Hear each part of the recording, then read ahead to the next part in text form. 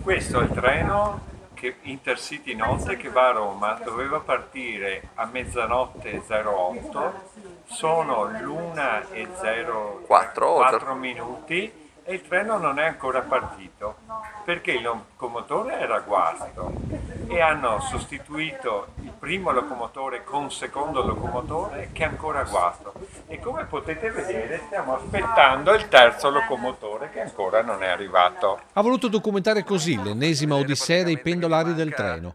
Peris, che vive a Vittorio Veneto, lavora a Venezia e spesso, dopo i tagli e i nuovi orari delle tratte, è costretto a prendere l'ultimo treno utile per Mestre, sempre che, quando, come la notte di lunedì scorso, riesca a partire. Andiamo in fondo a fargli vedere praticamente che gli manca la motrice. Un'odissea che prosegue così. Ecco sta arrivando la locomotiva, come si può vedere dall'orologio del mio amico è l'orario l'1:10, vai. e adesso aspettiamo di vedere se funziona la terza locomotiva. Quasi scontati i commenti a caldo degli sfortunati pendolari. Paese del terzo mondo. Ho speso 18 euro per fare Venezia-Mestre 2 persone. Che mi conveniva andare a piedi.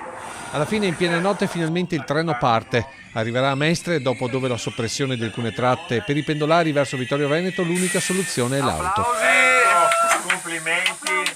Per la cronaca, Claudio Peris quella notte arriverà in famiglia dopo le 2:30, pronto a ripartire per il turno all'alba successiva. l'1:23 dalle 08, un'ora e mezza per partire. 10 chilometri, un'ora quasi e mezza di tempo, mi sembra un buon risultato. Complimenti Trenitalia.